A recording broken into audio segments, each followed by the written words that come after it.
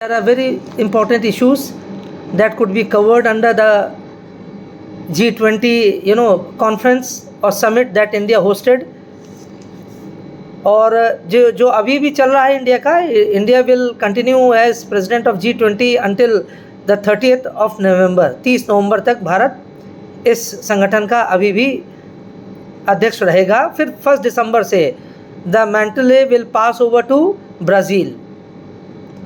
और ये जो पिछला वाला जो G20 हुआ था, जिसकी अध्यक्षता इंडोनेशिया के द्वारा किया गया था 2022 में, 2023 में भारत की अध्यक्षता है और 2024 में ब्राज़ील की होगी। इसे हम कहते हैं ये ट्रोइका है, यानी जिसे हम कहते हैं ट्रिनिटी भी कह ले सकते हैं, है ना, जो ट्रायो भी कह सकते हैं इसको, लेकिन इसको ट्रोइका कहा गया है। और सबसे बड़ी बात यह है कि केवल अब की बार सिंगल ट्रोइका नहीं बना है, अब की एक ट्रोइका और बन गया इसके साथ ही साथ, और वो है नेक्स्ट जो ट्रोइका होगा that will be India, Brazil and south Africa. तो 2025 में जो G20 की मीटिंग होगी that will be held in south Africa. तो ये जो लगातार चला आ रहा है क्रम, अभी इससे पहले इंडोनेशिया था 2022 से लेकर 22, 23, 24, 25, ये 4 वर्ष का जो कार्यकाल रहा है G20 का। द लीडरशिप विल और हैज़ बीन और it will remain in the hands of the developing countries.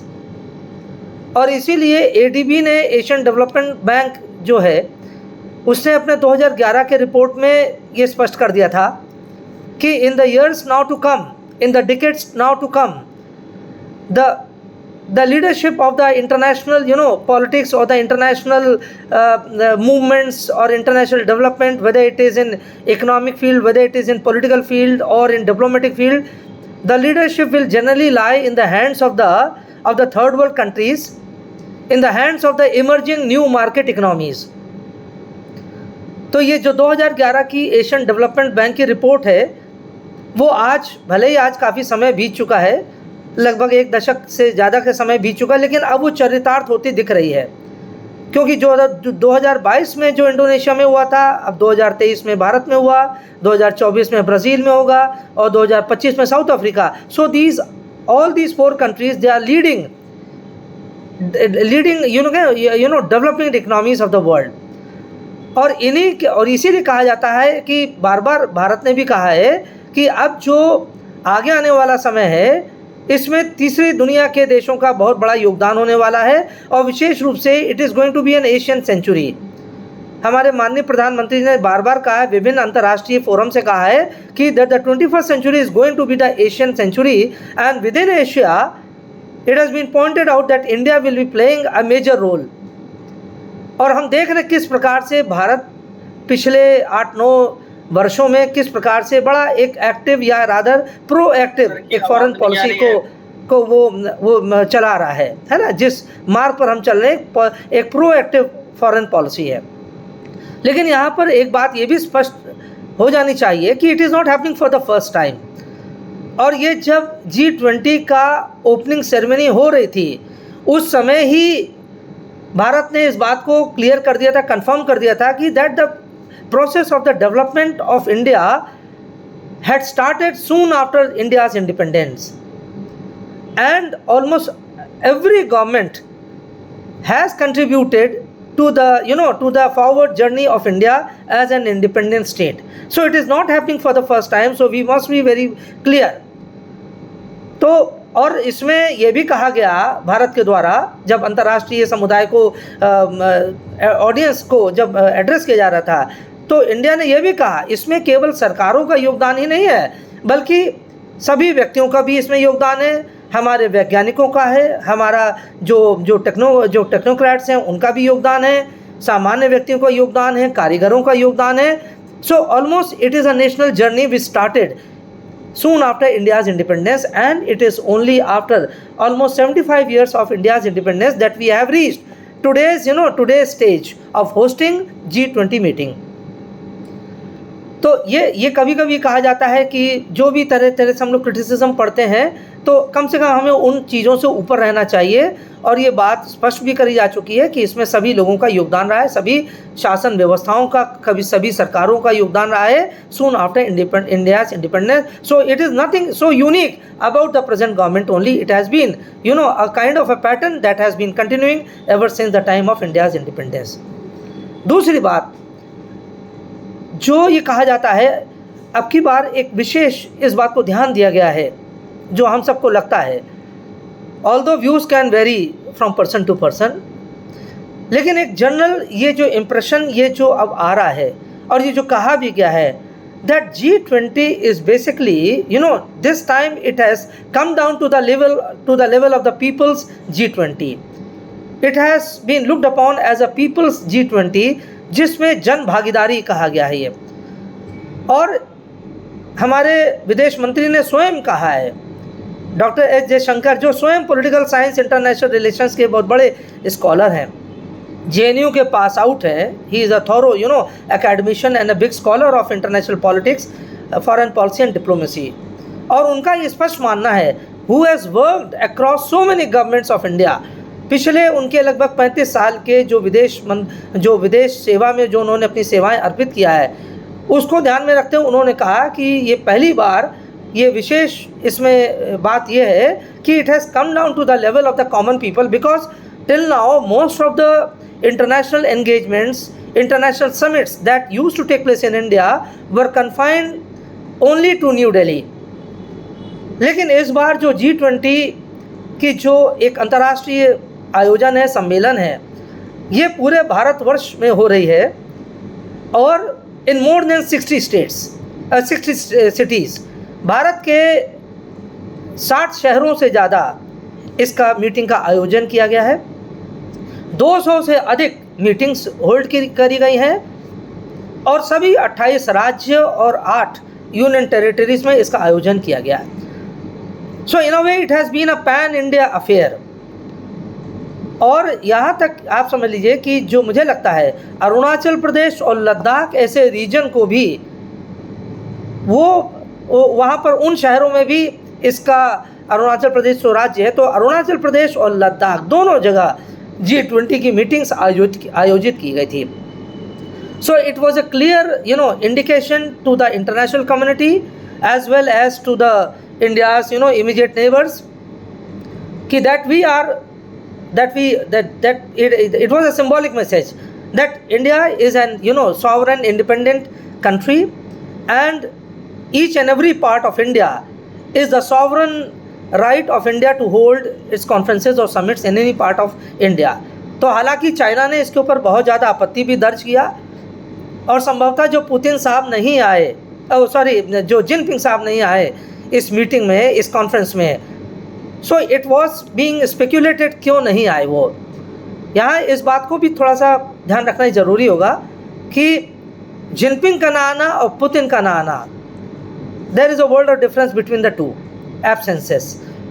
Putin का ना आना, it was understandable, he was embroiled in the ongoing Russia-Ukraine war. और आने से पहले उन्होंने प्रधानमंत्री को फ़ोन करके कह दिया था कि मैं नहीं आ पाऊँगा, लेकिन सफल आयोजन के लिए उन्होंने अपनी शुभकामनाएं प्रेषित कर दिया था। लेकिन जिनपिंग नहीं आए, लेकिन ना वो ऑनलाइन जुड़े और ना ही उन्होंने कोई संदेश दिया, ना ही उन्होंने कोई क्रेडिबल अपना वक्तव्य दिया कि क्यों वो नहीं आ रहे हैं। बल्कि जो उनका जो शिंजुआ है, चाइना का जो नेशनल प्रेस है और भी जो उनके जो न्यूज़पेपर्स हैं, तो उन्होंने वहाँ स्पष्ट कर दिया कि जो उन्होंने अपने जो एडिटोरियल्स आए उसमें उन्होंने स्पष्ट कर दिया कि that China doesn't want to stand at those places where India is standing in the center of the international limelight, क्योंकि both are rivals and both are engaged in a kind of power politics. तो उनका ये मानना था कि भारत जहाँ जहाँ अंतर्राष्ट्रीय संगोष्ठियों में खड़ा रहेगा, केंद्रीय भूमिका में रहेगा, वहाँ चाइना नहीं रहेगा, क्योंकि चाइना भारत को अपने समकक्ष मतलब कि उस प्रतिस्पर्धा की रेस में नहीं मानता। वो उसका जो आशय था, जो शिंजुआ की जो उनकी रिपोर्टिंग थी। So these were the reasons. Zelensky भी नहीं आए, Zelensky was not invited obviously, क्योंकि जैसा माहौल चल रहा था और उसमें ये समझा गया कि अगर जेलेंस्की आएंगे so perhaps the G20 meeting will get a bipartisan character, और उसमें एक रप्चरस वो डेवलपमेंट हो सकता था। इसलिए कुछ रीज़न से जिसके वजह से G20 को कुछ एब्सेंसेस को छोड़कर, पुतिन, जिनपिंग और जेलेंस्की को छोड़कर, it has been generally looked upon as a satisfactory organization और satisfactory holding of the G20 meeting. अब इसको ये कहना कि सफल रहा है असफल रहा है, जैसे मैंने कहा, ये अपना अपना व्यू पॉइंट है। लेकिन अगर एक मिड ऑफ द कोर्स, अगर एक मिडिल ऑफ द कोर्स अगर हम जजमेंट को अगर हम देखें या अगर उसको स्टैंस को देखें, अगर अपनी बात को सिद्ध करने का प्रयास करें, तो कहीं कहीं दिखता है कि कहीं सफलता भी है और कहीं कहीं कुछ गैप्स भी हैं जो उसको भरने की आवश्यकता होगी, और आगे इंडिया की फॉरेन पॉलिसी को थोड़ा सा और सावधानी या कुछ और बातों को ध्यान में रखकर आगे काम करना होगा। अब देखिए, जो G20 का ये जो आयोजन हुआ इस बारी, it has been a very under very duress, under very stressful conditions, और बहुत ज़्यादा टेंशन भी था दुनिया भर में। जैसे हम जानते हैं, पहले पैंडमिक का ये कहर हुआ रहा सन 2020 में। It was pandemic, it was covid, because of which the world went into turmoil. उससे पहले जो ग्लोबल रिसेशन शुरू हो गया था, और जो ग्लोबल रिसेशन चला 2020 में, जो पैंडमिक आया, और उसके बाद भी जो आर्थिक महामंदी का दौर अंतर्राष्ट्रीय परिवेश में छाया रहा, और पिछले साल से जो एक ये जो रशिया यूक्रेन वॉर चल रहा है, अभी भी चल रहा है। तो ये जो तीन जो भयावह स्थितियाँ अंतर्राष्ट्रीय परिवेश में आकर बस गई हैं इस समय, it has come to occupy the international space, these three problems. इन्होंने एक प्रकार से एक इंटरनेशनल जो एक सिस्टम होता है उसको डिरेल कर दिया है, या काफ़ी हद तक ये काफ़ी समस्याएं आ गए, डिरेलमेंट की आ गई है। हम जानते हैं कि ग्लोबल सप्लाई चेन्स जो हैं इस समय रशिया यूक्रेन जो वॉर है उसके वजह से काफ़ी डिरेलमेंट हो गया है, बहुत सारा सामान नहीं पहुंच रहा है। बल्कि आज ही पेपर में एक ये खबर थी कि जो ग्रेन कॉरिडोर था, जो यूक्रेन से निकलकर और आगे जाता है, जहां से पूरा वो यूक्रेन अपना अनाज सप्लाई करता है, तो आज पहला शिप वहां यूक्रेन में पहुंचा है, क्योंकि रशिया ने अपना फ़िलहाल उसको रिलैक्स कर दिया है ग्रेन कॉरिडोर में, जो उसका एम्बार्गो चल रहा था। तो उसने कुछ समय के लिए उसको रिलैक्स कर दिया है, लेकिन it is not going to be a permanent future until the war comes to an end. तो इसलिए एक बड़ी समस्याग्रस्त स्थिति चल रही है अंतर्राष्ट्रीय स्थिति में। इसके बाद हम देखते हैं कि फूड क्राइसिस, जब एम्बार्गो लग गया, जब अनाज और खाद्यान्न नहीं आ जा पा रहा है, तो पूरे यूरोप में खास तौर से संकट हो गया है खाद्यान्न का। रशिया ने मना कर दिया कि हम इन लोगों को न तेल देंगे न कोई गैस देंगे, तो इसलिए यूरोप भी बड़ी समस्या में है। और चूँकि उन्होंने प्रतिबंध भी लगा दिया है एक तरीके से, एक मिनट सॉरी, हाँ, चूँकि उन्होंने प्रतिबंध भी लगा दिया है, अमेरिका ने और वेस्टर्न वर्ल्ड ने रशिया के ऊपर प्रतिबंध लगा दिया है, तो ये सारी समस्याओं ने फूड प्राइसेस को या इन्फ्लेशन को काफ़ी बढ़ा दिया है। एनर्जी क्राइसिस भी उत्पन्न हो गई है वहाँ पर, क्योंकि जब गैस नहीं जा रहा है, जब तेल नहीं जा रहा, तो समस्याएं काफ़ी ज़्यादा सामने आ गई हैं। इन्फ्लेशन है, फूड प्राइस है, फूड सिक्योरिटी है, बहुत सारी समस्याएं आ गई हैं। इसके अलावा जो रूस का यूक्रेन का जो भयावह युद्ध चल रहा है, उसको भी सामने रखते हुए जो G20 अब की बार मीटिंग हुई है, उसमें ऐसा समझा जा रहा था कि परहैप्स, हम सब जानते हैं कि जो दिल्ली डिक्लेरेशन जो हुआ था, दिल्ली डिक्लेरेशन ये जो समिट लीडर्स डिक्लेरेशन था अंतिम दिन 9 सितंबर को, 8 सितंबर तक there was no unanimity about the unanimous declaration coming out from the G20 summit. लेकिन ओवरनाइट जो काम किया गया और जिस तरीके से हेक्टिक डिप्लोमेटिक वो जो पार्लेस की गई, डायलॉग्स किए गए, डिस्कशंस किए गए थे, सो ऑन दैट बेसिस 9 सितंबर को देयर वाज ये consensus developed on this declaration, और जो बाद में अल्टीमेटली उसको डिक्लेयर किया गया। तो अगर हम इसको पॉजिटिव, अगर उसके कुछ अचीवमेंट्स को हम देखें एक दो खास तौर से, और वो ये पहली बात क्या है कि उसमें जो अंतिम समय तक लग रहा था it is going to be a fractured G20 summit, कम से कम वो फ्रैक्चरिंग होने से बच गई लास्ट मिनट पर, and there was a unanimous unanimously. The declaration was declared unanimously, and almost all members accepted the point that were included. 112 उसमें पॉलिसी डिसीजंस लिए गए हैं, प्रेसिडेंसी डॉक्यूमेंट्स उसमें डिक्लेयर किया गया है. So it is a voluminous declaration where in almost सभी सदस्यों ने उस पर अपनी हामी बल्ली स्वीकृति अपना एक्सेप्ट कर लिया है. So this was a very very positive aspect of the G20 that happen only on the last day, क्योंकि 8 सितंबर तक उसमें कुछ भी नहीं हो रहा था और लग रहा था कि ये एक फेल्ड असफल G20 हो जाएगी. एक बात और भी अगर देखें, जो कैसे ये डेडलॉक ब्रेक हुआ, how was this deadlock broken. हम जानते हैं कि रशिया ने और चाइना ने दोनों ने अपना वहाँ पर स्पष्ट, जिसे हम कह लें कि अपने डिसअप्रूवल शो कर दिया था.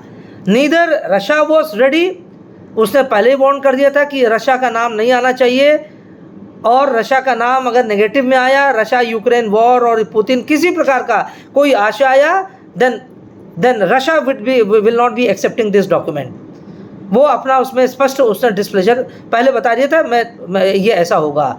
चाइना का जब उसने वो बाइकआउट किया और चाइना जब नहीं आया तो ऐसा लग रहा था कि चाइना और रशिया का दोनों का ऐसा है कि दोनों जने नहीं चाहते हैं. लेकिन at the very last minute ये भारत का जो प्रतिनिधिमंडल था, जो हमारे अमिताभ कांत साहब थे, जो इंडिया के जो शर्पा थे, उन्होंने इस बात को स्पष्ट कर दिया, जो भारतीय दल था उससे स्पष्ट कर दिया कि देखिए ये बेसिकली जो G20 फोरम है, it is a forum meant for international economic governance. It is a forum that is meant to set the agenda for the future governance of the international economic order. It is not concern with the strategic और the political issues. खास तौर से strategic military issues से इसका कोई लेना देना नहीं है. हालांकि भले ही हम एक सामान्य रूप से चर्चा कर सकते हैं, लेकिन इसका आउटकम में इसको शामिल किया जाना कोई बाध्यता है. ये इंडियन जो टीम थी, इंडियन डेलीगेशन था, इंडियन शर्पा था, उन्होंने एकदम एम्पली उसको क्लियर कर दिया.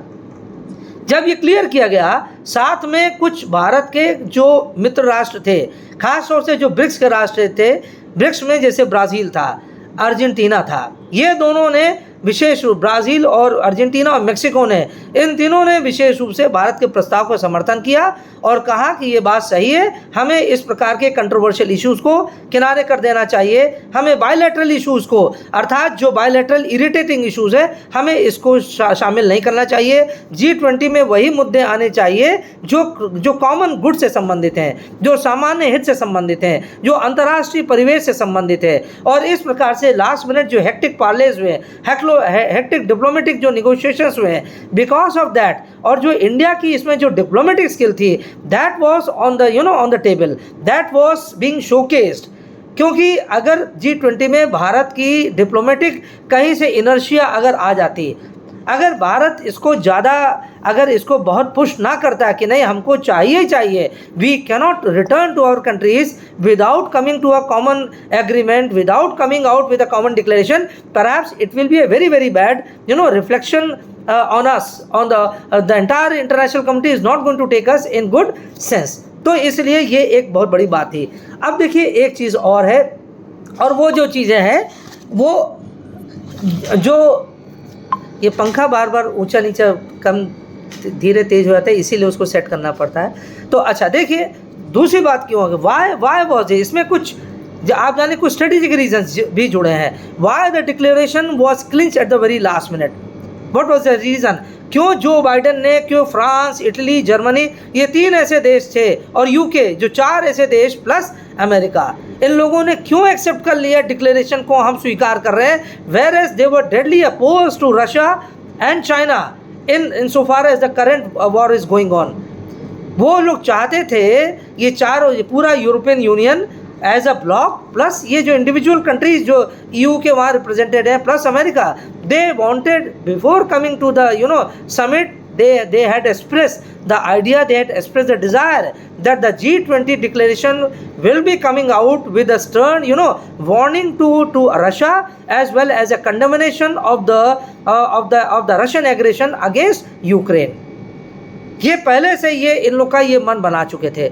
लेकिन भारत तैयार नहीं था उसके लिए। भारत ने स्वयं उसको बार बार इसको स्पष्ट कर दिया कि द्विपक्षीय मुद्दे नहीं आ सकते हैं, और उसके लिए जो फोरम है that is a United Nations.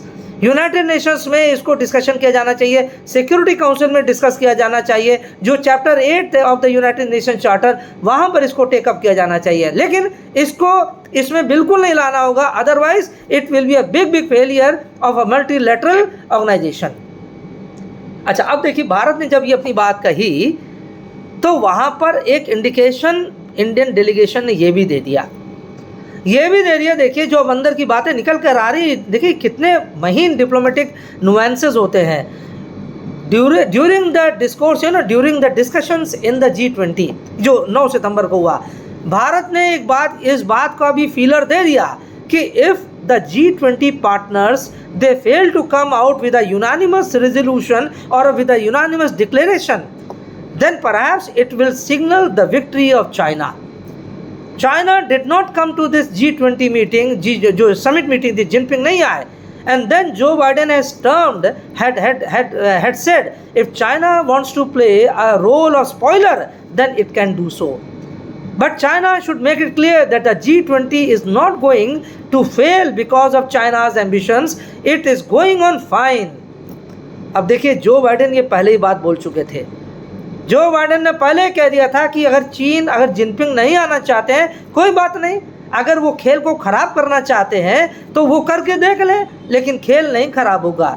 G20 अच्छा चल रहा है और सफलतापूर्वक अपने अंतिम निष्कर्ष तक पहुंचेगा। ये जो बाइडेन ने जब वो भारत आए थे, जब भारत एक दिन पहले आ गए थे, शाम को आ गए थे, और जब उनसे प्रेस वालों ने पूछा कि देखिए जिनपिंग ने तो मना कर दिया आने से, तब आप कैसे इसको सफल आप कैसे बनाएंगे बताइए। ये तो समिट लीडरशिप है, समिट ये है, ये तो G20 एक समिट कॉन्फ्रेंस होती है, और China is such a big power, it is such a huge country, और उसके एब्सेंस को कैसे आप भरपाई करेंगे? How are you going to say it is going to become successful G20? तब जो बाइडेन ने स्पष्ट कर दिया था कोई बात नहीं है, उनका रिफ्यूज़ल आ गया, we are least bothered about that, if Jinping wants to play a bad boy role it's up to him. लेकिन वो स्पष्ट है उनको कि वो इस G20 को डिरेल नहीं कर सकते हैं। अब देखिए जब ये भारत ने इसको स्मरण कराया, अमेरिकन डेलीगेशन को स्मरण कराया कि भाई जो बाइडेन साहब ने तो कहा था, लेकिन अब अगर आप लोग नहीं तैयार होंगे तो that means it is a victory for other countries, those countries who are not coming. तो फिर जो बाइडेन ने कहा yes I can understand, there is China is sulking and there is one more country that is sulking. अब तो भाई वो उनकी अपनी वो थी, राय थी, चाइना सल्किंग, क्योंकि चाइना और अमेरिका दोनों एक प्लेटफॉर्म पर नहीं खड़े होकर होना चाहते हैं। अमेरिका नहीं, चाइना नहीं खड़ा होना चाहता है। चाइना जैसे भारत के साथ खड़ा नहीं होना चाहता है एक प्लेटफॉर्म पर, वैसे अमेरिका के साथ भी नहीं खड़ा होना चाहता है, क्योंकि चाइना भारत को तो अपने खैर समकक्ष मानता ही नहीं, और अमेरिका को समकक्ष मानता है, लेकिन वो वहाँ आना नहीं चाहता था। आना किस लिए नहीं चाहता था? क्योंकि उसने देखिए रिवाइज मैप जारी किया। अभी G20 जो 9 सितंबर था, 9 सितंबर से 2-3 दिन पहले उसने अपने कंट्री का रिवाइज मैप जारी किया, नेशनल मैप, और उसमें उसने जापान का जो आइलैंड है सेनकाकू आइलैंड, उसको दिखाया कि यह हमारा पार्ट है, हमारी टेरिटरी का पार्ट है, और उसका नाम दिया दियान्यू, जो जापान में वो इसको कहा जाता है सेनकाकू आइलैंड्स कहा जाता है, चाइना में उसको दियान्यू कहा जाता है। तो उसने कहा ये जो दियान्यू आइलैंड है it doesn't belong to Japan, it belongs to China, and Japan has no locus standi on Senkaku. अब देखिए वहीं से पूरा तूफान मचने लगा। अमेरिका ने कंडम किया, पूरा यूरोपियन यूनियन ने कंडम किया कि this is nothing but this is the expansionism of China, this is expansionist policy of China. तो जब वेस्टर्न वर्ल्ड ने इतना एक इसके ऊपर आउटरीच अपना एक्सप्रेस किया, then perhaps Jinping was taken अबैक।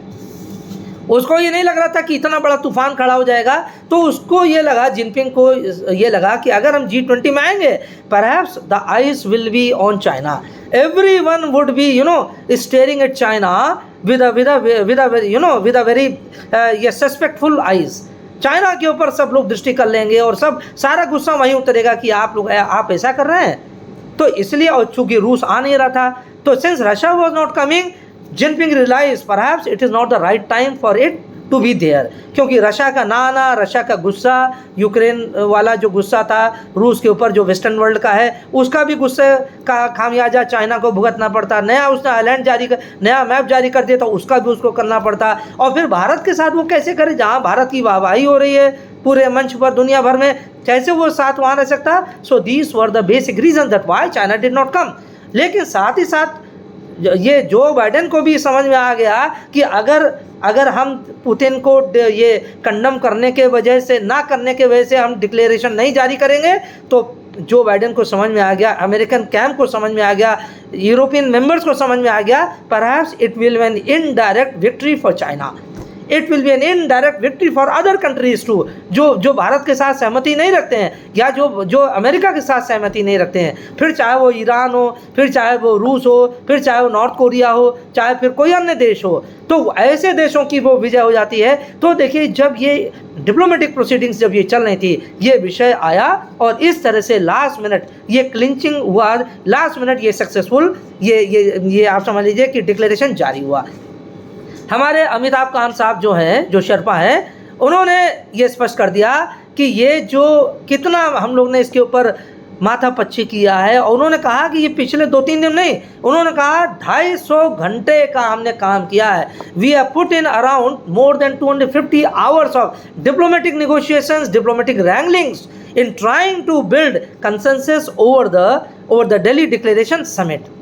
तो उन्होंने कहा कि पिछले कई दिनों से, कई महीनों से हम लोग इसके ऊपर बहुत मंथन कर रहे थे, और उन्होंने बताया 250 घंटे से ज़्यादा। अब देखिए कितना बड़ा काम किया गया है। अन्यथा तो अगर थोड़ा सा देखिए, ये तो भारत का जो रोल था उसने किस तरह से किया। अब इंडोनेशिया में जो पिछली बार हुआ था, बाली में जो समिट हुआ था 2022 में, वहाँ पर क्या हुआ था, वहाँ पर तो रशिया को आउटराइट कंडम किया गया कि जो रशिया यूक्रेन के साथ जो उसने युद्ध किया है, एग्रेशन किया है, उसको कंडम किया गया, और साथ साथ और भी चीज़ों को कंडम किया गया, साथ साथ चाइना की भी आलोचना करी गई। तो इन दोनों ने क्या किया, उन्होंने कहा कि हमारे से कोई लेना देना ही नहीं है G20 से, and they criticize in turn they criticize G20। उन्होंने कहा कि आपने G20 को मजाक बना दिया है। इंडोनेशिया के बाली में जो समिट हुआ था 2022 में, रूस ने और चाइना दोनों ने कहा कि आप लोगों ने रूस और यूक्रेन का जो युद्ध हो रहा है, तो आप तो ऐसा उसको बना रहे हैं कि ये G20 में नहीं कर रहे हैं, आप किसी अपने घर में किसी को बैठाकर आप बुलाकर आप उसको खरी खोटी सुना रहे हैं। इसलिए ये जो भारत इस अनप्रेजेंट सिचुएशन को अवॉइड करना चाहता था। और आप देखिए जो दिल्ली डिक्लेरेशन हुआ है उसमें 4 बार रूस का नाम आया है, 4 बार रूस का आया है नाम, लेकिन चारों बार जो आया बहुत वाटर्ड डाउन आया है, बहुत ही आप कह लीजिए कि बहुत ही डाइल्यूट होकर ये नाम आया है। और वहाँ पर यही कहा गया दिल्ली डिक्लेरेशन में, हम लोग विषय के विद्यार्थी हैं, इसलिए जो दिल्ली डिक्लेरेशन है उसमें भारत का जो मास्टर स्ट्रोक है उसमें यही कहा गया, जो भारत का एक कंसिस्टेंट स्टैंड रहा है वही स्टैंड यहाँ पर भी रहा है, कि उन्होंने कहा कि that number 1 that the territorial sovereignty and integrity of every nation should be respected. The territorial sovereignty and integrity of every nation must be respected. ठीक। दूसरी बात उन्होंने कहा, respect for the United Nations should be there. संयुक्त राष्ट्र का सम्मान करना होगा, अंतर्राष्ट्रीय संस्थाओं का सम्मान करना होगा। There can be no acquisition of territory by forcible means. Bharat ने कहा, यानी दिल्ली डिक्लेरेशन में कहा गया है कि किसी भी भूमि का, कोई भी भूमि हो आपके राष्ट्र के बाहर, किसी को हम बलपूर्वक हम उसको कब्जा नहीं कर सकते। There should be no forceful acquisition of territory. तो इस तरह से जो दिल्ली डिक्लेरेशन रहा, जो सबसे इम्पोर्टेंट बातें हैं, कहा तो इससे क्या हो गया, जो रूस को संदेश जाना चाहिए था वो स्पष्ट उसमें कर दिया गया है। जो भारत ने बार बार कहा, this is not the era of war, it is a period of time, it is a period of peace. Bharat ने जो स्पष्ट किया था, जब पुतिन के साथ भारत की मीटिंग हुई थी प्रधानमंत्री की, तो उन्होंने कहा था, it is not the era of war, rather it is a period of time. So we have to resort to negotiations, we have to resort to dialogue and discussion. तो भारत ने जो कहा था dialogue, discussion है ना, conversation, negotiation, और it is जो कहा था era of peace, ये सारी बातें इसमें दिल्ली डिक्लेरेशन में आ गई है। तो इसलिए, और आप देखिए कि जब ये दिल्ली डिक्लेरेशन हो गया, सबसे समिट गया, तो जो सर्गेई लैवरोव जो भारत आए थे, रशियन जो फॉरेन मिनिस्टर भारत आए, उन्होंने भारत की प्रशंसा करके गए हैं। भारत की प्रशंसा किया कि भाई जो आपका दिल्ली डिक्लेरेशन बहुत अच्छा था, the outcome was successful and up to Russia satisfaction, there was nothing untoward about Russia, है ना। और साथ साथ surprisingly Jinping also express happiness over the Delhi declaration. उन्होंने कहा कि China too is satisfied with Delhi declaration. Now China has no option, China had no option other than to express its satisfaction, क्योंकि वो जानता था otherwise it would be cut off from the international main stream. वो किस आधार पर, एक तो वो आए नहीं, अच्छा चाइना के जिनपिंग साहब जो हैं वो अभी तक उनका रिकॉर्ड रहा है, he has attended almost all the previous G20 meetings. अभी तक जितनी भी G20 मीटिंग्स रही हैं 2000 जब से वो 12 या 13 से वो वहाँ के अध्यक्ष अध्यक्ष बने हैं जिनपिंग वहाँ के चाइना के, तब से उन्होंने सारी G20 मीटिंग्स अटेंड किया है। केवल 2021 की जो इटली में G20 मीटिंग हुई थी उसका उन्होंने अटेंड नहीं किया था, इन पर्सन नहीं किया था, उसको ऑनलाइन किया था। तो देखा जाए सभी G20 में रहे हैं, बस इटली में वो इन पर्सन नहीं रहे हैं, वहाँ पर वो उन्होंने ऑनलाइन किया, लेकिन यहाँ पर तो उन्होंने टोटल बायकॉट कर दिया। So it went against China's interest in fact, and China had to come up again, China had to say, उसका जो ऑफिशियल स्पोक्स पर्सन उसने कहा कि that China leadership is happy with the outcome of the G20 and with the Delhi declaration. तो ये भारत के लिए कुछ हद तक हम कह लें कि ये एक सेटिस्फैक्शन है। खुशियाँ कौन कितना मना रहा है, it is not our concern, लेकिन हाँ, when any international summit of eminence is concluded in a country, it heaves a big sigh of relief. सबसे पहले तो एक चैन की सांस लेता है कोई देश। सेलिब्रेशन कोई करता है वो उसका अपना है आउटलुक है, कोई इसकी आलोचना करता है वो उसकी अपनी आउटलुक है, लेकिन ठीक ठाक संपन्न हो जाए बिना किसी एडवर्स इंटरनेशनल कमेंट्स के, ये फॉरेन पॉलिसी और डिप्लोमेसी के क्षेत्र में बहुत मायने रखता है। So there was no adverse comments, there was no adverse reactions from any country. हाँ, एक जेलेंस्की का एक जरूर था। जेलेंस्की साहब ने कहा कि there is nothing to be proud of this Delhi declaration. It did not express Ukraine's pains, Ukraine के कष्टों का, यूक्रेन के दर्द का इसमें कहीं कोई इसमें जिक्र नहीं है। There is nothing to be proud of Delhi declaration. आप लोग क्यों सेलिब्रेट कर रहे हैं? जो लोग इतने कॉन्ग्रेचुलेटरी मैसेजेस दे रहे हैं, जो G20 के लोग आए हुए क्यों आखिर कर रहे हैं? इसमें कुछ मेरे हिसाब से है नहीं। So Zelensky has its reasons. Zelensky की बात को हम नज़रअंदाज नहीं कर सकते हैं। We all understand that Ukraine is suffering the consequences of the war, जो भी रीजंस हैं, लेकिन उसके कष्ट को समझा जा सकता है, और इसलिए उसके लिए सब लोग, भारत ने भी हमेशा एक सिंपैथेटिक एटीट्यूड रखा है, और उसके साथ हमेशा भारत ने कहा जब जब संभव होगा हम सहयोग करेंगे। तो by and large it was a satisfactory declaration of the Delhi declaration. एक सेटिस्फैक्ट्री, एक संतोषजनक ये था। दूसरी बात जो मुझे लगता है, ये जो भारत की अध्यक्षता थी इस बारी, it will always be remembered for all times to come. आगे आने वाले सभी समयों में भारत की ये अध्यक्षता हमेशा हमेशा याद रखी जाएगी। This 18th summit of the G20 will go down into the history of India's foreign policy achievements। ये भारत की विदेश नीति के लिए बहुत बड़ा ये एक सुनहरा अवसर रहा है, और ये हमेशा भारत का इतिहास, एक स्वर्णिम इतिहास लिखा जाएगा। क्यों? We all know about the inclusion of the African Union into the G20 fold। African union इसमें शामिल हुआ है along with 55 countries। Africa union में 55 देश हैं, देखिए। और ऐसा नहीं कि भारत ने पहली बार ये बीड़ा उठाया, ये बाली में भी यही था। इंडोनेशिया का G20 में भी वहाँ ये चल रहा था, तब भी भारत ने बहुत प्रयास किया था। उससे पहले के भी समय उसमें जो इटली में भी हुआ था वहाँ भी था। लगभग पिछले 7 वर्षों से 8 वर्षों से अफ्रीकन यूनियन की एंट्री को G20 में प्रयास किया जा रहा था, लेकिन किसके द्वारा? भारत के द्वारा। Not by the other parts of the world, not by the other countries of the world. Italy 2021 में हुआ था, तो इसलिए उसका तो कोई औचित्य नहीं था। It is a developed country, इसलिए उनका कोई सहानुभूति नहीं थी। इंडोनेशिया ने प्रयास जरूर किया था, लेकिन Indonesia's efforts were basically half hearted, और it was a bipartisan meet.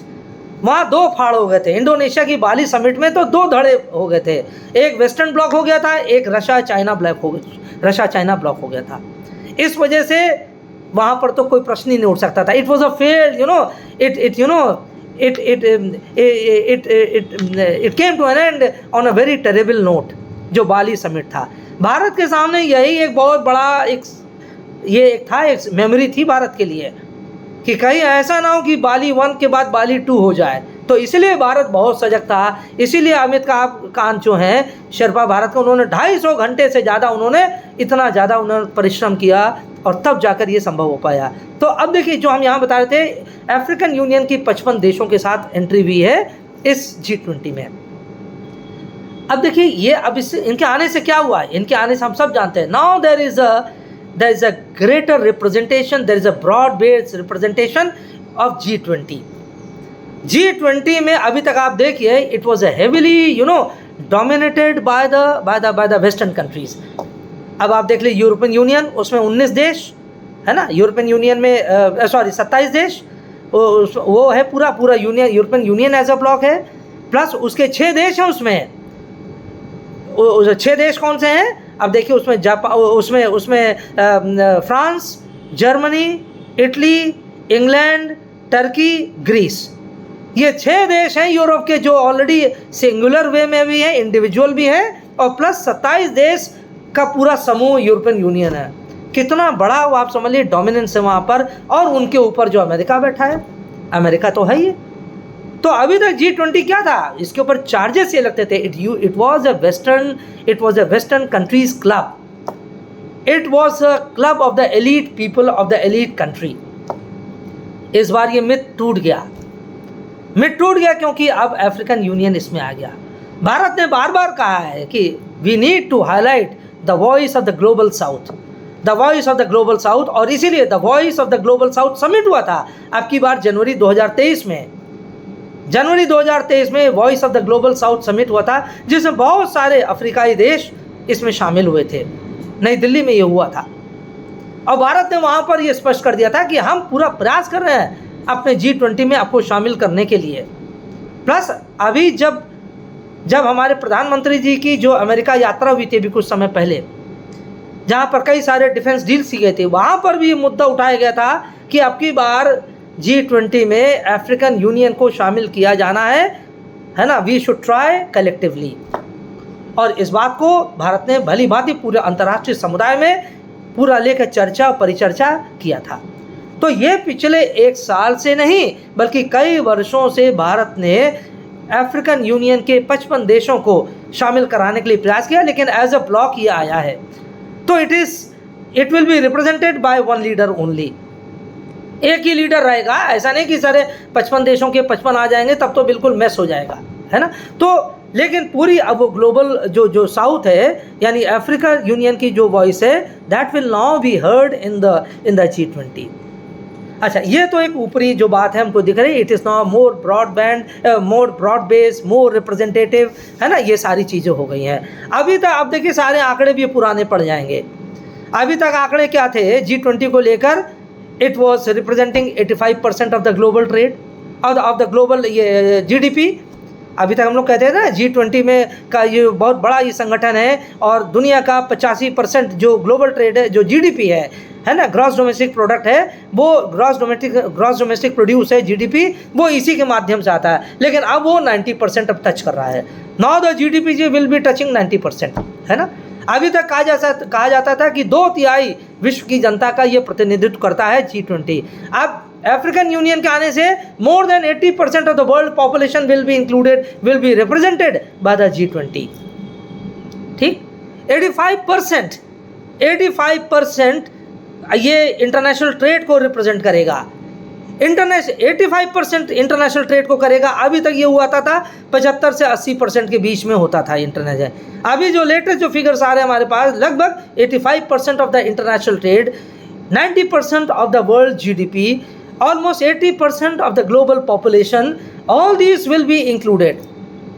तो कितना बड़ा आप देखिए, ये कितना बड़ा सफलता है भारत के लिए, है ना। जब हम इस सफलता को हम इसका आकलन करते हैं, हमें ये ध्यान रखना चाहिए कि इस समय G20 is the only and the only remaining effective multilateral organization of the world. It is the only remaining credible international organization of the world, the only remaining multilateral fora of the world. Multilateral forum. अब आप देख ले United Nations का क्या हाल हो रहा है. United Nations को तो भारत ने भी कह दिया. रूस यूक्रेन में जिस तरह से it has slipped into coma, ये कहा जा रहा है कोमा में चला गया, कोमाटोज में चला गया, क्या क्या बात कही जा रही है. पूरी दुनिया भर से संयुक्त राष्ट्र की आलोचना हो रही है. कहाँ चला गया भाई, खो गया क्या. अभी तक हम लोग सुन रहे थे चीन का विदेश मंत्री कहीं गायब हो गया, कहीं उनका डिफेंस मिनिस्टर गायब हो गया. अब तो लग रहा है यूनाइटेड नेशंस ही गायब हो गया. समझ ही नहीं आ रहा कहाँ इसका वो अस्तित्व चला गया. तो it has ceased to be an effective multilateral forum. यह दुनिया का सबसे बड़ा संगठन है, लेकिन उसका कहीं हमें उसका जो बहुपक्षीय स्वरूप है अब हमें देखने को नहीं मिल रहा है. ये एक दुखद बात है. अगर आप G77 को अगर आप देख लीजिए, G77 जो G7 जो फोरम है, ये तो ग्रुप ऑफ इंडस्ट्रियलाइज्ड कंट्रीज़ का है. इसमें तो सारे दुनिया के बड़े बड़े जो आप कह लें जो रिच कंट्रीज़ है वो इसमें हिस्सा ले रहे हैं. तो इसलिए वो भी कोई मल्टीलैटरल बॉडी नहीं है दुनिया को जो प्रॉब्लम से अटेंड कर सके. WTO को अगर आप देख लीजिए, WTO is again a body जो इतना ज़्यादा समस्याग्रस्त है, इतना ज़्यादा कंट्रोवर्शियल हो चुकी है ना. इतने सारे इश्यूज उसके ऊपर आ गए. WTO इतने सारे ऑब्जेक्टिव्स को साथ लेकर चल रहा है कि there is a rift between the developed and the developing countries. विकासशील और विकसित देशों के मध्य एक प्रकार की समस्या, एक प्रकार का एक समझ लीजिए वो चल रहा है, एक टेंशन चल रहा है. तो it is no more also a very reliable, very credible international body. बची खुशी कसर जो थी जब डोनाल्ड ट्रंप थे पिछली बारी अमेरिका के राष्ट्रपति, उन्होंने मल्टीलैटरलिज्म से कहा America will withdraw from multilateral forum. उन्होंने कहा हम यूनेस्को से हम विड्रॉ कर लेंगे. उन्होंने थ्रेटन किया कि अगर यूनाइटेड नेशंस में हमारी बात नहीं सुनी गई then we are going to withdraw even from the United Nations. अब देखिए कितना ज़्यादा भाई एक थ्रेटनिंग टोन्स होती हैं अंतर्राष्ट्रीय पटल पर. जो बड़े बड़े देश होते हैं किस तरह से थ्रेट करते हैं, है ना. चाहे वो चाइना रहा हो, चाहे वो ईरान हो, चाहे वो अमेरिका हो, किस तरह से उन्होंने यूनाइटेड नेशंस को अपने अपने नज़रिए से देखा. किम जोंग उनको आप देख लीजिए, no one has faith in the United Nations. और खैर यूनाइटेड नेशंस ने अपने आप को निष्क्रिय भी साबित कर लिया, ये भी कारण है. तो इसलिए आज के समय में इसीलिए मैंने कहा एकमात्र दुनिया में जो एक क्रेडिबल इंटरनेशनल बॉडी है, मल्टीलैटरल फोरम है, वो G20 रह गया है. और अब अभी G21 तो नाम नहीं किया गया है. It is still G20. और अभी G21 होगा कि नहीं, अब इसके ऊपर अभी कोई निर्णय नहीं आया है. लेकिन अभी जो इनिशियल जो रिस्पॉन्सेज आ रहे थे, अभी G20 को G21 करने का कोई इरादा नहीं है जो लीडर्स है ना. So as of now the situation is that it is going to still remain G20 not G21, है ना. क्योंकि एक इंडिविजुअल मेंबर का नहीं हुआ, पूरा एक ब्लॉक आया है साथ में. तो ब्लॉक को लेकर उन्होंने कहा इसको G21 करने की जरूरत नहीं है. हाँ, किसी इंडिविजुअल मेंबर को करेंगे, कोई अलग से कोई सदस्य आएगा तब एक सोचा जा सकता है. So this is of now कि अभी ये इनके द्वारा सोचा जा रहा है ना. तो ये बात तो है अफ्रीकन यूनियन की. अब देखिए इसका स्ट्रेटेजिक इंपॉर्टेंस क्या है. ये जो अफ्रीकन यूनियन आया है, भारत के लिए इससे स्ट्रेटेजिक इम्प्लीकेशंस क्या है. It is a very very important issue for us. I mean we are all students of political science, international relation, है ना. कुछ ना कुछ हम लोग पढ़ते ही रहते हैं. अब देखिए जो भारत जो अफ्रीकन यूनियन को लाया है, इसमें बड़े अपने योगदान से, अपने मतलब कर्मठता से मैं कहूँगा, इसमें चाइना भी अब ये कह रहा है कि भाई China has always been very supportive of African Union's entry into G20. अब चाइना बार बार क्लेम कर रहा है कि हमने पिछले अभी सभी अंतर्राष्ट्रीय सम्मेलनों में अफ्रीकन यूनियन को या अफ्रीकाई देशों को ग्लोबल मंच पर लाने की हमने कोशिश किया है. और China has been the first country to establish its trade economic relations. China बार बार ये प्रोक्लेम, तभी तो उसने कहा ना जो दिल्ली डिक्लेरेशन है हम इससे बड़ी खुशी जाहिर करते हैं, उसका कहने का यही एक स्ट्रेटेजिक उसका रीज़न भी है कि वो ये बताना चाहता है जो काम चीन ने कर दिया है, जिसकी आधारशिला चीन ने ऑलरेडी ले डाउन कर दिया है, और जिस काम को चीन ने 3/4 लेवल तक पहुंचा दिए, भारत ने बस क्या किया, उसको वहाँ मोहर लगवा दिया, हम खुश हैं, चलो भारत ने मोहर लगवा दिया, अदरवाइज सारा तो हमने किया कराया है। ये चाइना की एक आप कह लीजिए कि दिस इज़ यू नो ये ब्लैबरिंग ऑफ चाइना है ना, एक फ्रस्ट्रेशन में जो है। लेकिन चाइना, भारत ने खास तौर से अफ्रीकन यूनियन को इसमें लाया है। चाइना नेवर वांटेड कि अफ्रीका यूनियन ऐसा है, क्योंकि वो चाहता था कि मेरा एक छत्र साम्राज्य अफ्रीकाई देशों पर बना रहे, 55 देशों में बना रहे। और आपको अगर ये बात सही नहीं लगती है, आप आंकड़े उठा के देखिएगा, आज लगभग समझ लीजिए 125 देश अफ्रीका के ना, अफ्रीका दुनिया भर के, जिसमें अफ्रीका के भी शामिल है, लगभग दुनिया के 125 देश चाइना के कर्ज के तले उसमें दबे हुए बुरी तरीके से, और लगभग उसमें 35 देश अफ्रीका के हैं।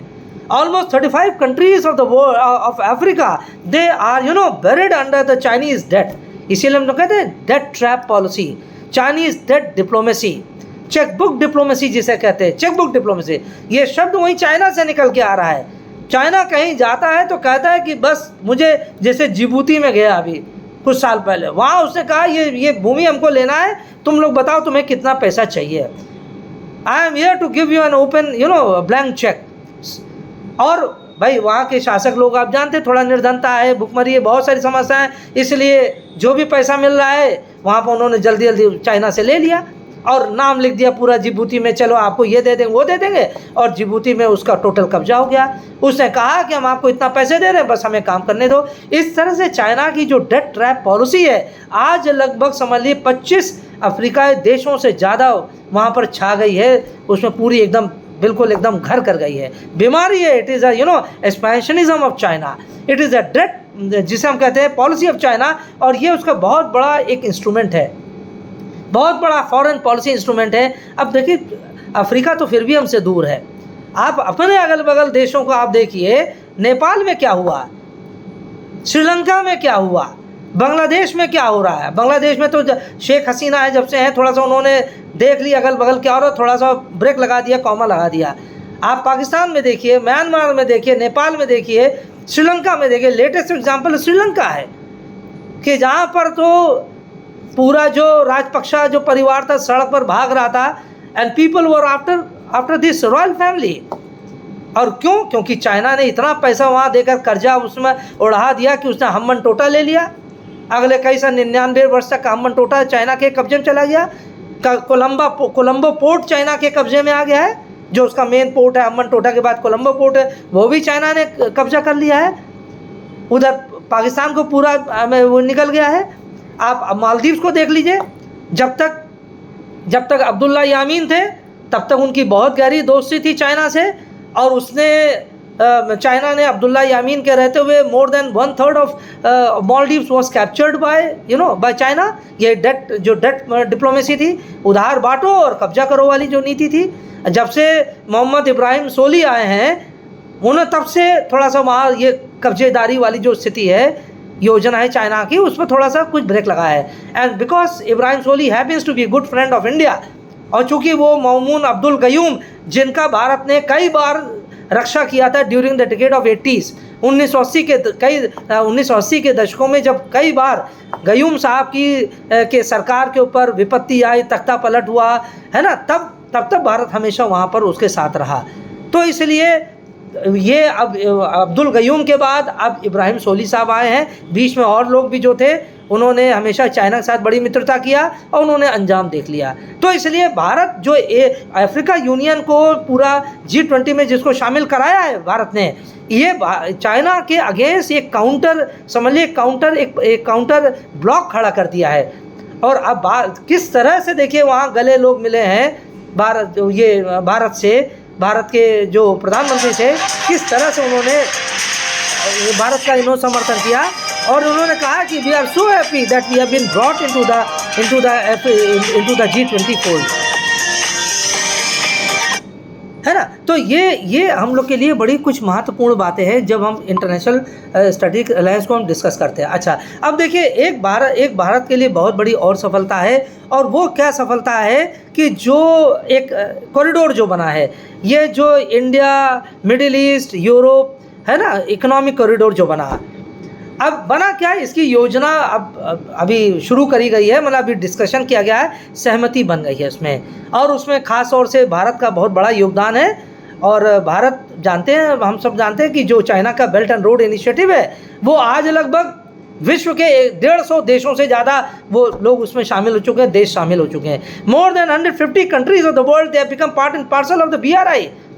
और सबसे और दुविधा देखिए सभी देशों के साथ, चले तो गए अंदर BRI में, बाहर निकलना कितना मुश्किल हो गया है। जॉर्जिया मेलोनी जो इटली की जो प्रधानमंत्री हैं, वो तो इतने ज़्यादा परेशान हो गए BRI से, उन्होंने तो 9 सितंबर को जब समिट मीटिंग चल रही थी दिल्ली में, उन्होंने वहीं पर कह दिया था कि we do not that Italy has decided to get out of the BRI। हमने सोचा है कि that it was not a very right, उन्हें कितना बोला भाई बताइए इन्होंने, perhaps it was not a right decision of Italy to have to have taken the BRI membership। और जब मेलोनी ने ये बात कही, तब उसके बाद जो ली कियांग जो चाइनीज़ प्रीमियर बैठे थे सामने बड़ा सा हॉल में, भारत मंडपम बैठे थे, तो वो वहाँ से उठकर पैदल चलकर गए जॉर्जिया मेलोनी के पास गए, और उन्होंने कहा कि listen madam, whatever problems your country is facing with regard to BRI, we are here to solve all the problems. There will be no problems for you, there will be no irritants in our Italy and China relations. लेकिन कहाँ Italy मानने वाला, Giorgia Meloni ने कह दिया कि नहीं भाई, हम तो हमारे कंट्री ने डिसाइड कर लिया है। और आप जानते हैं कि जो इटली जो अभी G20 जो कोविड हुआ था, इटली में तो बहुत सारे लोग मरे थे। ये जो चाइनीज जो कोविड वायरस फैला, वहाँ पर जो नॉर्दर्न इटली था, सबसे ज़्यादा कहर तो नॉर्दर्न इटली में था, thousands and thousands of people died. तो इसलिए भी उनका एक गुस्सा है।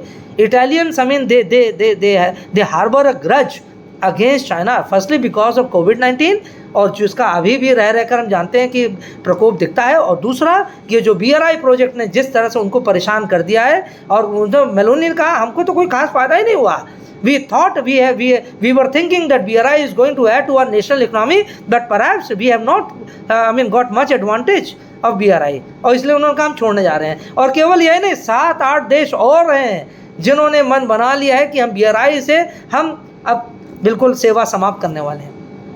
तब ऐसे में ये जो कॉरिडोर जो बन रहा है, तब ऐसे में उसका महत्व समझना चाहिए। जो कनेक्टिविटी कॉरिडोर जो बन रहा है, इकोनॉमिक कॉरिडोर जो बन रहा है, जो रेल और समुद्र के माध्यम से बनेगा, उसमें भारत की बहुत बड़ी पहल है, और भी देशों की पहल है, लेकिन भारत सबसे ज़्यादा उसमें पहल किया है, क्योंकि भारत को लगता है कि जो BRI इनिशिएटिव है वो उससे भारत को इंसर्कल करने का प्रयास हो रहा है, जिसे हम कहते हैं द थ्योरी ऑफ, ये जो वाली थ्योरी है, the string of pearls theory. The string of pearls theory यानी जो मोतियों की माला है, उसमें भारत के चारों ओर डाला जा रहा है, फंदे की तरह से है, और भारत अगर कुछ करेगा नहीं तो हमारी समस्या हो जाएगी। तो केवल यही रीज़न नहीं, भारत ने भी कनेक्टिविटी के ऊपर बहुत ज़्यादा बल देना शुरू कर दिया है। अभी आप जानते हैं कि ये जो ट्राइलैटरल जो प्रोजेक्ट है, जिसमें वो जो बंगाल में देखिए वो कौन सा जो है अभी याद नहीं आ रहा है, जिसमें म्यांमार और ये सारे जो देश हैं, म्यांमार, वियतनाम, लाओस, थाईलैंड, ये सारे देश भारत से जुड़ने वाले हैं। उसका जो वेस्ट बंगाल सिटवे जो पोर्ट है भारत से जुड़ने वाला है। ये एक कनेक्टिविटी प्रोजेक्ट बन रहा है ना। ये इस पर काम शुरू हो ही गया है, काफ़ी कुछ आगे बढ़ गया है। इसी तरह से भारत ने जो चाबहार जो कनेक्टिविटी किया है ना, जो वहाँ पर चाबहार में ईरान का जो पोर्ट डेवलप कर रहा है। अब देखिए जो कॉरिडोर जो बनाने की योजना है, इसके लिए ये भी एक वजह है कि भारत के पास वेस्ट एशिया में जाने के लिए कोई रास्ता नहीं है। अभी हम चाबहार के थ्रू हम जाना चाहते हैं, लेकिन आप जानते हैं चाबहार भी बीच में थोड़ी प्रॉब्लम में पड़ गया था कि क्योंकि चाइना वहाँ पर आ गया था। एंड चाइना अभी जस्ट ईयर बैक चाइना ने लगभग $400 बिलियन वहाँ पर पंप इन कर दिया था। $400 बिलियन उसने ईरान को दिया और कहा कि देखिए अब जैसा मैं कहूँ उस हिसाब से आप काम करेंगे। यानी वो तो वहाँ पर भी वही वाली उधार फेंको तमाशा देखो वाली बात है, वहाँ पर भी उसने शुरू किया। इसके वजह से there was a bit problem between Iran and India with regard to Chabahar port. जो काम था चाबहार पर चल रहा था, जिसकी भारत भरपूर फंडिंग कर रहा था, वो काम स्लो डाउन हो गया और तरह तरह के उसमें कुछ मिसकंसेप्शंस उठने लगे। तो China is not going to allow India to have a cakewalk in Chabahar. वो हमेशा कुछ ना कुछ प्रॉब्लम क्रिएट करेगा। तो भारत के पास वेस्ट एशिया में जाने के लिए कोई रास्ता नहीं है, कोई सीधा एकल मार्ग नहीं है, क्योंकि हमारे वेस्ट में, नॉर्थ वेस्ट में पाकिस्तान है। पाकिस्तान ऑब्वियसली भारत को कभी नहीं अलाउ करेगा। और फिर उधर कैसे जाएं? तो भारत के पास एक ब्रिक्स बस देश बसता है, ब्रिक्स जो देश है ना, तो सॉरी जो ये SCO है, भारत SCO में जो आया है, शंघाई कोऑपरेशन ऑर्गेनाइजेशन में जो आया है, उसका एक मेजर रीज़न यही है कि रूस के साथ दोस्ती होते होते, उसके साथ तो भारत की दोस्ती यही है, लेकिन जो सेंट्रल एशिया है वहाँ पर भारत को वहाँ पर एंट्री मिलेगी। जो 5 टैंस हैं, 5 जो टैंस है, कजाकिस्तान, उज्बेकिस्तान, तजिकिस्तान, तुर्कमेनिस्तान, ये जो 5 टैंस कंट्रीज़ हैं, भारत को वहाँ पर पहुँचने में, क्योंकि भारत के सबके साथ संबंध अच्छे हैं, तो सेंट्रल एशिया में पहुँचने का रास्ता भारत को SCO के माध्यम से मिल सकता है। इसलिए भारत चाहता है वो भी एक चैनल हमारा खुला रहे, तो अब हम पाकिस्तान के ऊपर डिपेंडेंट नहीं रहेंगे, हमारा दूसरा एक रूट बन जाएगा। और इसलिए उन्होंने ये जो India Middle East Europe economic corridor जो बना की योजना शुरू करी है, that is going to be a game changer. अभी तक देखिए, लेकिन अभी केवल इसका अनाउंसमेंट ही हुआ है, अभी इसके ऊपर कोई इसकी योजना, कोई ब्लूप्रिंट अभी प्रस्तुत नहीं किया गया है। कितने सालों में होगी, कितना उसमें पैसा लगेगा, अभी उसके जो बेसिक जो डिटेल्स हैं उसको वर्कआउट नहीं किया गया। But again this is to the satisfaction of India. हम बार बार वर्ड यूज़ करें, it is to the satisfaction of our country. बहुत उसके ऊपर कोई वो नहीं है, लेकिन ये कि हाँ, भारत के लिए एक उपलब्धि है, संतोषजनक उपलब्धि है। तो ये 2-3 बातें हैं। जब G20 के बारे में हम और बात करेंगे, अब ये तो हो गया कुछ हमारी स्ट्रेटेजिक जो हमारी वो जो अचीवमेंट्स हैं उसके बारे में है, कि जैसे हमने कहा अफ्रीका यूनियन के 55 जो देश उसमें शामिल हुए, है ना, ये जो स्ट्रेटेजिक कॉरिडोर जो बन रहा है, ये हमारे लिए अच्छी बात है। जो दिल्ली डिक्लेरेशन है, वो भारत के लिए बहुत बड़ी सामरिक या रणनीतिक भारत की विजय है। जो भारत के जो विरोधी देश हैं वो भारत ने उनको ठंडा कर दिया, उनको शांत कर दिया। ये 3-4 हमारे लिए बहुत बड़ी उपलब्धि हैं। लेकिन अब अगर हम यहाँ पर और आगे बात करें कि G20 ने ये अगर आप देखिएगा, उसका बहुत बड़ी बात है कि अगर आप लोगों को आप देखिए, अभी तो हम इसमें दिखा नहीं सकते, जो G20 का लोगो है, again it is unique in the sense कि it is full of messages. इसमें बहुत सारे मैसेजेस मतलब लोगों के माध्यम से दिए गए हैं। आप देखिए, उसमें पहली बात तो जो दिखाया गया है, जो पुष्प है, यानी कमल का जो पुष्प है, कमल का जो फूल है, उसकी 7 पंखुड़ियाँ दिखाई गई हैं। 7 पंखुड़ियाँ, है ना, 7 पंखुड़ियाँ जो कमल का पुष्प है, इस बात का द्योतक है कि 7 कॉन्टिनेंट्स, 7 ये जो महाद्वीप है दुनिया के, और साथ जो 7 स्वर कहते हैं, सारे गामा पा, ये होता है ना 7 स्वर, मिले स्वर मेरा तुम्हारा तो स्वर बने हमारा। तो जो 7 स्वर कहे गए हैं और 7 महाद्वीप, इनके साथ आने से दुनिया एक सुनहरी दुनिया हो सकती है। The world can really become a lovely world, it can really become a वसुधैव कुटुंबकम। जो भारत ने इस बात को स्पष्ट करने का कहा है, the whole world is one family. तो ये यानी 7 महाद्वीप सब एक साथ, जैसे फूल होता है, फूल की सारी पंखुड़ियाँ जब मिले जुले रहते हैं तो एक फूल सुंदर फूल दिखता है। अगर हम साथ नहीं रहेंगे तो हमारा कोई अस्तित्व नहीं रहेगा। और इसीलिए ये 7 पुष्पों का, ये जो 7 पंखुड़ियाँ, इसका महत्व है। फिर आप देखिए कि उसमें जो कलर कॉम्बिनेशन जो दिया गया है, जो भारत का तिरंगा है उसका वही कॉम्बिनेशन इसमें भी है, जिसमें सब वो दिखाता है भारत का शौर्य, भारत की शांति और भारत की समरसता। ये 3 चीज़, भारत का शौर्य, भारत की शांति और भारत की समरसता का जो इतिहास है, पिछले हजारों वर्ष का जो इतिहास है भारत का, वो इसको पिरोने का प्रयास किया गया है। जो लोगों हमारा डिज़ाइन किया गया, उसमें खास तौर से जो 3 कलर्स उसमें समाहित किए गए हैं। उसमें जो आप देखिएगा लोगो, आप देखिएगा कि उसमें ब्लू जो उसका एनवायरनमेंट है, पुष्प के बाहर, फूल के बाहर का जो एनवायरनमेंट है, वो लाइट ब्लू शेड का है। वो जो लाइट ब्लू शेड है, वो ये शो करता है कि we are living in an environment. हम लोग एक ऐसे एनवायरनमेंट में रह रहे हैं जो म्यूचुअली इंटरडिपेंडेंट है, यानी एक ऐसा एनवायरनमेंट है, एक ऐसा पर्यावरण में रह रहे हैं जो म्यूचुअली इंटरडिपेंडेंट है। It is not dependent, it is interdependent, है ना। हम दूसरे पर केवल आश्रित नहीं है, दूसरा भी हम पर आश्रित है। और ये जो परस्पर आश्रितता का सिद्धांत है, परस्पर जो निर्भरता का सिद्धांत है, ये भारत की दर्शन है।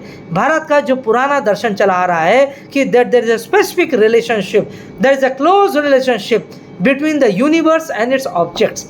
भारत की जो एक मान्यता रही, दर्शन रहा है कि पर्यावरण और मनुष्य के बीच में हमेशा एक निरंतर संवाद है, निरंतर निर्भरता और आत्मनिर्भरता है, परस्पर निर्भरता है। और केवल मनुष्यों में नहीं, पशु जगत, वनस्पति जगत और जड़ जगत, तीनों को साथ रहने का ये एक अधिकार है, तीनों को साथ लेकर चलने का ये भारत का एक इतिहास रहा है, गौरव अतीत रहा है, यह हमारा पुराना इतिहास रहा है कि यानी लिविंग बींग्स, जो ह्यूमन बींग्स हैं, the animal world, the human world, the animal world and the non living world. अर्थात ये जो जड़ है, यानी जो पर्वत है, जो नदी है, नाले हैं, ये सब जो जड़ जगत है, अर्थात जो हमारी जो एक संस्कृति है, वनस्पति है, ये सब एक इस पूरे पर्यावरण में इनको समाहित होने का उनको बराबर का अधिकार है जितना हम अधिकार चाहते हैं। तो ये भारत के लिए बहुत बड़ा संदेश है। फिर जो पुष्प है, ये उसको जो कमल का पुष्प है वो इस बात का द्योतक है कि ये एक, जैसे हम लोग कहते हैं ना, वो कीचड़ में भी फल फूलता है, कीचड़ में भी, यानी एक स्लश में भी, मडी वाटर में भी ये आगे ये जीवित रहता है और आगे बढ़ता है, फलता फूलता है। इस बात का संदेश देने का प्रयास किया गया लोगों के माध्यम से कि देखिए, आज जो अंतर्राष्ट्रीय पर्यावरण है, अंतर्राष्ट्रीय चाहे पर्यावरण हो वो बहुत दूषित हो चुका है, चाहे अंतर्राष्ट्रीय भौगोलिक स्थितियां हैं, ये बहुत विषम परिस्थिति हो गई है, क्योंकि जिस तरह से क्लाइमेट चेंज हो रहा है, जलवायु परिवर्तन हो रहा है, कार्बन का जो उत्सर्जन है वो ज़्यादा कम नहीं हो रहा है, तो ये जो ग्लोबल एनवायरनमेंट है बहुत प्रभावित हो रहा है। और साथ साथ जो फिजिकल एनवायरनमेंट है, और फिजिकल एनवायरनमेंट से मतलब है जो विभिन्न देश हैं, 193 देश हैं, उनमें आपस में कितना ज़्यादा अविश्वास हो गया है, कितना संघर्ष हो गया है। There is so much of mutual distrust, lack of faith, lack of confidence, है ना, so much of the enmity that we are harboring against each other. So there are so many tensions pervading among the members of this world. तो इसलिए चाहे वो चाहे geography हो, जो पूरा हमारा डिज़ास्टर वाला एक समस्या आ गई है, चाहे वो ये स्पॉइलेशन ऑफ द इन्वायरमेंट हो, चाहे विभिन्न देश हों, ये दिखा रहा है कि आज हम जिस दुनिया में रह रहे हैं, it is sitting on a big risk. जहाँ अभी आप ये यूक्रेन का युद्ध हो रहा है, आए दिन धमकियाँ आ रही हैं उधर से कि न्यूक्लियर वॉर हम करने में पीछे नहीं हटेंगे, उधर ईरान भी कह रहा है, उधर वो अमेरिका भी, मतलब बहुत विषम परिस्थितियाँ है। लेकिन ये जो कमल का पुष्प ये दिखा रहा है कि आपका अगर चारों तरफ इन्वायरमेंट अगर बहुत ज़्यादा दयनीय भी है, बहुत ज़्यादा नाजुक है, फिर भी आपको चिंता करने की बात नहीं है। If everyone stage United, if everyone works together, if there is a collective efforts, तब we can definitely not only survive, we can progress, we can move on and we can add on। तो भारत ने इस कीचड़ वाले जो पुष्प है, यानी कमल का जो पुष्प है, इससे संदेश देने का यही प्रयास किया है। क्योंकि क्वेश्चन ही आता है, क्यों नहीं गुलाब का फूल इसमें आ सकता था, क्यों नहीं गेंदे का फूल आ सकता था, क्यों नहीं चमेली का फूल आ सकता था, वाई ओनली दिस फ्लावर। तो it is symbolic in nature कि देखिए, it is symbolic in language कि चाहे जितनी विषम परिस्थितियाँ हों, लेकिन कमल का पुष्प जो है हमेशा कीचड़ में फलता फूलता है, कीचड़ की गंदगी उसके ऊपर कोई प्रभाव नहीं डालता है। तो अगर हम सब लोग साथ मिलकर रहेंगे, कलेक्टिवली वर्क करेंगे, तो हम बहुत आगे जाएंगे और पूरी दुनिया को हम अच्छा बना सकते हैं। एक बात और, जब यहाँ बात आती है कि what India stands to gain, ये तो इंडिया ने जो सामरिक और रणनीतिक जो आप कह लीजिए कि बढ़त हासिल किया, वो तो है ही किया है ना।